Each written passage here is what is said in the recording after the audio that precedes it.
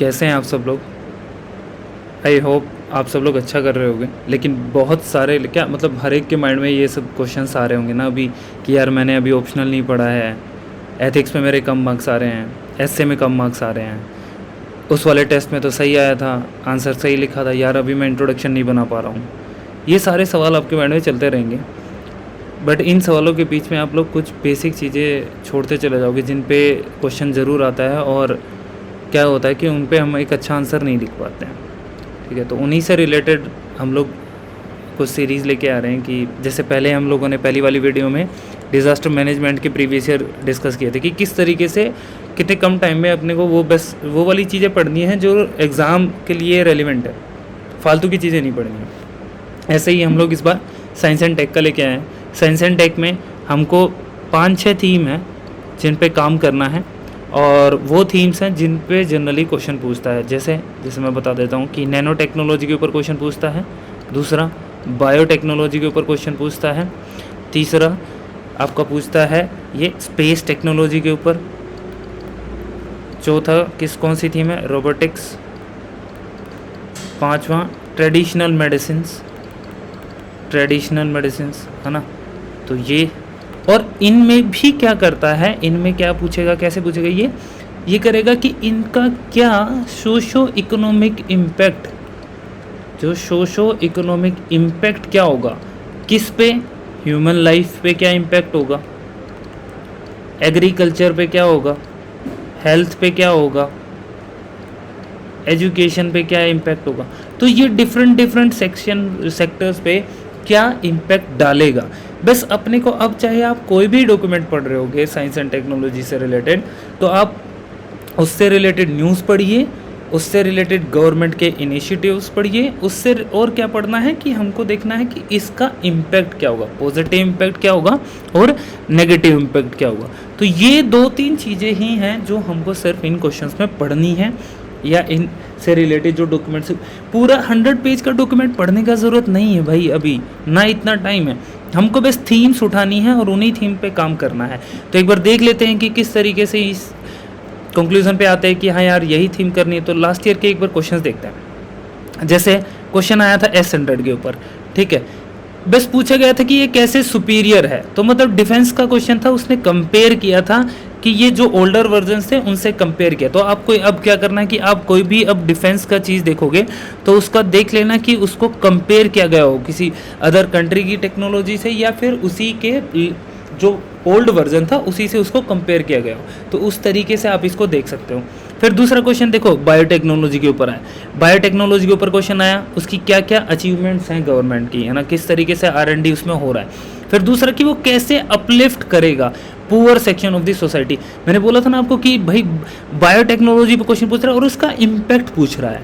Impact फिर वो किसी पे पूछ सकता है, ह्यूमन लाइफ पे, पर्टिकुलर पुअर सेक्शन यहाँ पे मेंशन कर दिया गया। आप देखोगे नोबेल प्राइज़ के ऊपर क्वेश्चन पूछा, फिजिक्स वाले में नोबेल प्राइज़ मिला था तो देखा था कि हाँ भाई, फिर उसका इम्पैक्ट पूछ लिया कि अच्छा जिसमें नोबेल प्राइज़ मिला है उसकी एप्लीकेशंस क्या हैं, वो कैसे ह्यूमन लाइफ पे इम्पैक्ट डालेगा।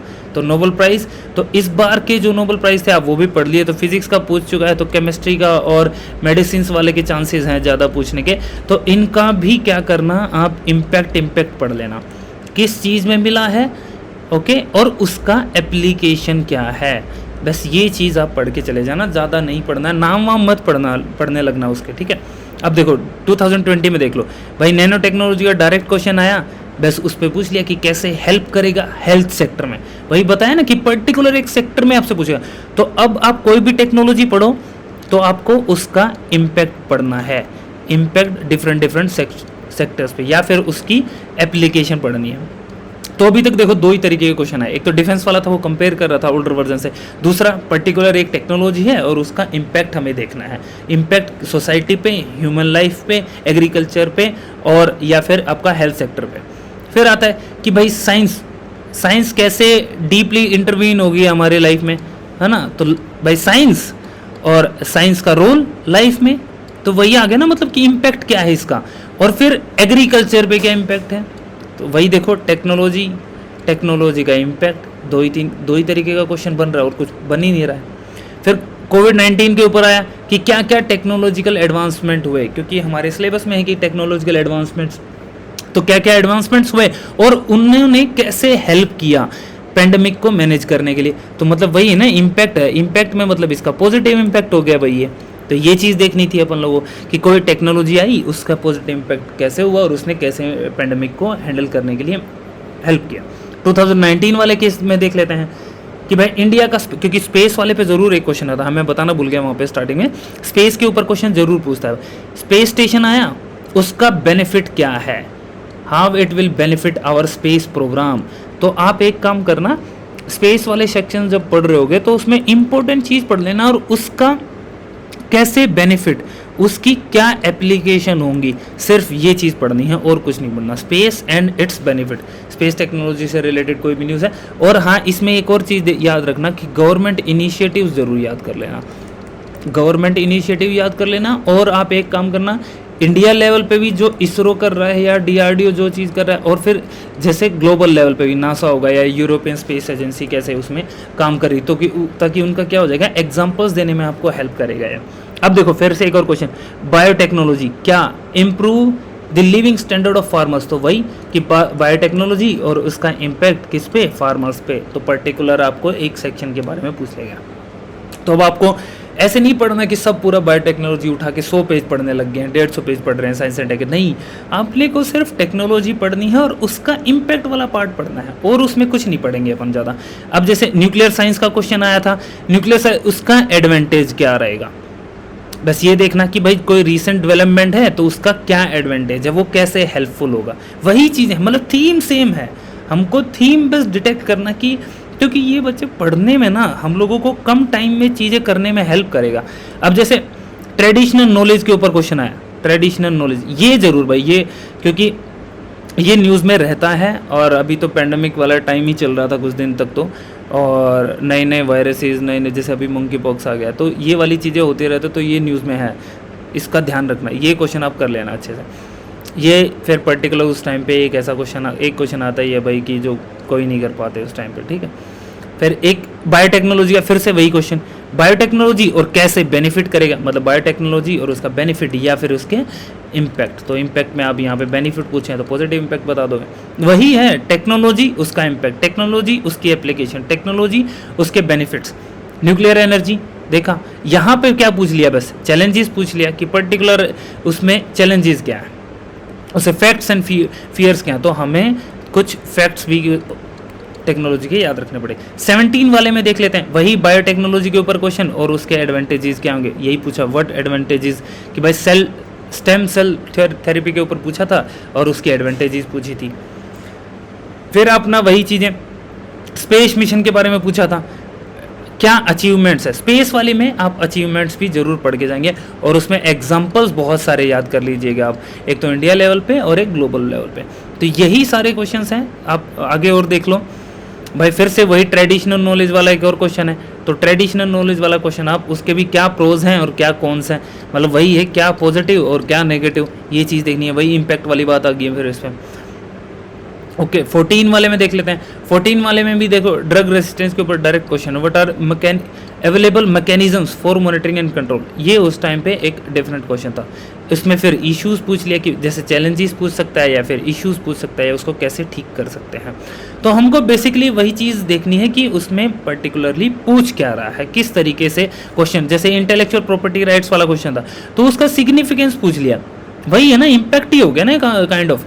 तो ये चीज़ें ध्यान रखनी है। ये फिर बहुत फैक्चुअल सा क्वेश्चन आ गया कि भाई कॉपीराइट्स, पेटेंट्स और ट्रेड्स के बीच में क्या डिफरेंस होगा, तो उस तरीके से क्वेश्चन है। ओके, ये थोड़े से क्वेश्चन थे, ठीक है। ये 2013 में थोड़े डायरेक्ट क्वेश्चन थे, उन पे ज़्यादा ऐसा वाला क्वेश्चन पूछ नहीं रहा था, एप्लीकेशन बेस्ड क्वेश्चन नहीं पूछ रहा था। हाँ, मेरिट डीमेरिट्स पूछा है, पॉजिटिव नेगेटिव पूछा है।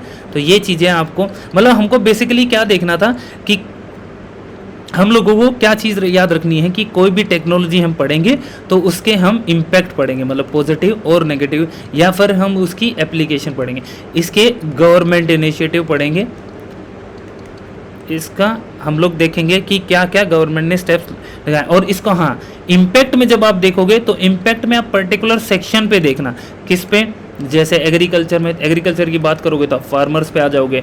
फिर आप ह्यूमन लाइफ में तो होलिस्टिक बहुत कुछ सब कुछ कवर हो जाएगा। ओके, फिर आप हेल्थ सेक्टर पे आ सकते हो। फिर आप एजुकेशन सेक्टर में कोई पर्टिकुलर टेक्नोलॉजी कैसे हेल्प करेगी। फिर आप देख सकते हो कि इंटरनल एंड एक्सटर्नल सिक्योरिटी के लिए कैसे हेल्प कर सकती है। फिर आप ये भी देख सकते हो कि ये जो टेक्नोलॉजी है वो वनरेबल सेक्शन के लिए कैसे हेल्पफुल रहेगा।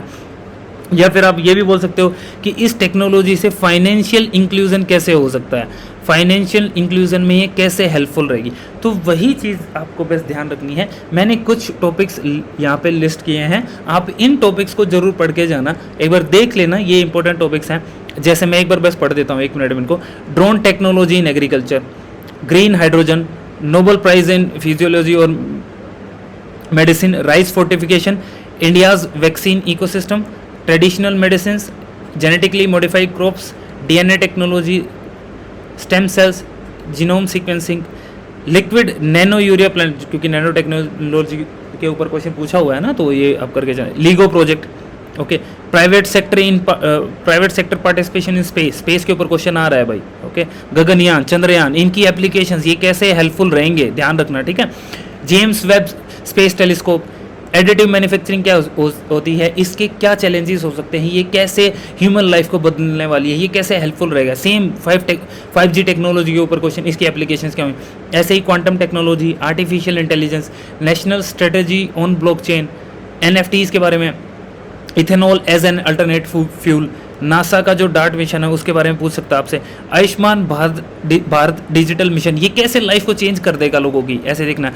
ऑनलाइन गेमिंग, क्या चैलेंजेस है, क्या इम्पैक्ट हो रहा है सोसाइटी पे। ये ऑनलाइन गेमिंग का आपसे हो सकता है पूछ ले कि यूथ पे क्या इम्पैक्ट हो रहा है, बच्चों पे क्या इम्पैक्ट हो रहा है, फैमिलीज कैसे ब्रेक हो रही है, तो वो चीज़ें पूछेगा। Digital currency, national strategy on blockchain, crypto currency, सीधा सिस्टम ऑफ मेडिसिन, क्योंकि ट्रेडिशनल नॉलेज पे क्वेश्चन पूछ रहा है मेडिसिन पे।